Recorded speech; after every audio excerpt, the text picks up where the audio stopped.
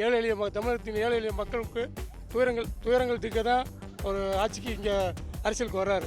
அதனுடைய முக்கிய நோக்கம் இந்த டாஸ்மாக் கடை ஒழிக்கவே எங்கள் தலைவருடைய முக்கிய குறிக்கோள் அதுதான். அதனால் ஏழையுடைய மக்களுடைய துயரங்கள் நீக்கப்படும். எங்கள் மக்கள் தளபதி அவருடைய புகழ் மேலும் மேலும் உயரும். அதுவே எங்களுடைய கொள்கை. அவருடைய கொள்கைப்படி நாங்கள் வழி நடப்போம், சிறப்பாக செயல்படுவோம். நடைமுறையில் உள்ள அரசியல் சட்டமே வெறும் மக்களை ஏமாற்று கொள்கையில் தான் ஓடிக்கிட்டு இருக்கு. அந்த ஏமாற்று கொள்கையை நீக்குவதே எங்களுடைய தலைவருடைய நோக்கம். அதனால் ஏழை எளிய மக்கள் சிறப்பாக வழிவகுக்கிறது எங்களுடைய கொள்கையும் எங்களுடைய நடைமுறை. அதுதான் எங்கள் தலைவருடைய கொள்கை. என்றைக்கும் ஏழை மக்களுடைய கொள்கை அவருடைய வாழ்வாதாரத்தை மாற்றக்கூடிய அமைப்பில் இருக்கும். அதே செயல்படுத்தும். நாங்கள் முழு ஒத்துழைப்போடு செயல்படுவோம். அன்னைக்கு உள்ள எம்ஜிஆருடைய இதை ஏளனமாக தான் பேசினாங்க. அதே ஏளனமாக பேசின கூட அன்றைக்கி அவருடைய காலடி தான் இருந்தாங்க. அதுபோல தான் எங்களுடைய தளபதியுடைய இன்னைக்கு கொள்கையை ஏளனமாக இன்றைக்கி பேசக்கூடியவர்கள் நாளைக்கு அவருடைய காலடி தான் இருப்பார்ன்றது உறுதியாக சொல்கிறேன். தமிழகத்துக்கு யார் மூலமாக ஒரு விடியல் கிடைக்கும் நாங்கள்லாம் ஆவலோடு எதிர்பார்த்துக்கிட்டு இருந்தோம். அந்த விடியலை கொடுக்கறதுக்கு இது வரைக்கும் எந்த ஒரு தலைவருமே முன் வரல. முன் வந்த ஒரு சிலர் பின்னாடி போய் நாங்கள் ரொம்ப ஏமாற்றப்பட்டோம். இன்றைக்கி எங்கள் எல்லாருக்கும் நம்பிக்கை நட்சத்திரமாக தமிழகத்தை ஒரு லஞ்ச மூலம் இல்லாத ஒரு புனிதமான மாநிலமாக மாற்றுறதுக்கு தளபதி விஜய் அவர்கள் களத்துக்கு வந்திருக்கிறாரு. நாங்களாம் வியாபாரிங்க பஜார் கீழமாசி வீதியில் மொத்த வியாபாரம் பண்ணிக்கிட்டு இருக்கிறோம். நாங்கள் நடுநிலையாளர்கள். எங்களுக்கு எந்த அரசியல் கட்சி மேலேயும் ஒரு ஈர்ப்பு கிடையாது. ஆனால் எங்கள் வாழ்க்கையில் முதல் முறையாக அந்த வியாபாரிகள் சமுதாயம், வர்த்தக சமுதாயம் ஒட்டுமொத்தமாக தளபதி விஜய் அவர்கள் பின்னாடி நிற்கிறோம். கண்டிப்பாக எங்களுடைய வியாபாரிகளுடைய ஓட்டு முழுவதும் அவருக்கு தான் கொடுப்போம். கண்டிப்பாக அவர் இந்த ஒரு நல்லாட்சி கொடுப்பாருன்னு நம்பிக்கை இருக்குது. வந்தால் கண்டிப்பாக கொடுப்பாரு. என்ன மாற்றத்தை கொண்டு வரணும்னு நினைக்கிறீங்க?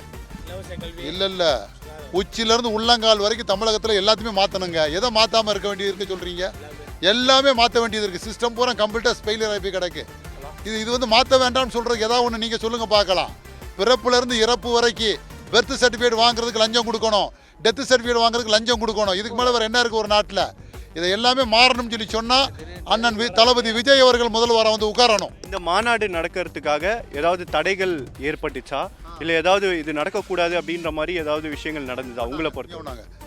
ஒரு தடை 2 தடைனா நான் உங்கள்கிட்ட சொல்லலாம். 1000 தடைனா சொல்லலாம். 1,00,000 தடை.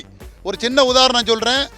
தென் மாவட்டங்கள், அதாவது 14 மாவட்டங்கள்லேருந்து வரக்கூடிய வாகனங்கள் எல்லாமே கடந்து வரக்கூடிய பாதை ஏர்போர்ட்டு பக்கத்தில் கூடிய வளையங்குளம். அங்கே ஒரு பாலம் கட்டுறதுக்கு ஆர்டர் போட்டிருந்தாங்க. அந்த ஆர்டர் போட்டு 2 வருஷம் ஆச்சு. நான் கேட்குறேன், போன வாரம் தான் பள்ளம் நோண்டுறானுங்க.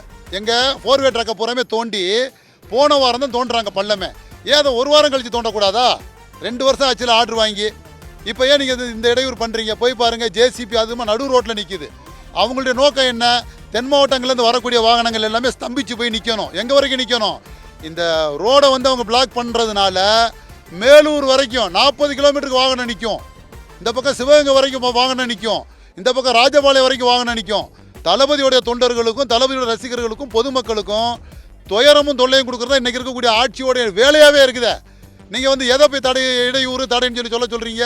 1 2னா பரவாயில்லைங்க, 100னா பரவாயில்ல, 1000னா பரவாயில்ல. லட்சம் தடைகள் இந்த அரசாங்கத்தால் எங்கள் தளபதிக்கு எங்கள் தொண்டர்களுக்கு வந்துக்கிட்டு தான் இருக்குது. தடை கற்கள் தான் தளபதியின் தம்பிகள் தாண்டி செல்லுகின்ற படிக்கற்கள் என்பது இந்த மாநாடு மூலமாக ஊர்ஜிதப்படுத்தப்படும்.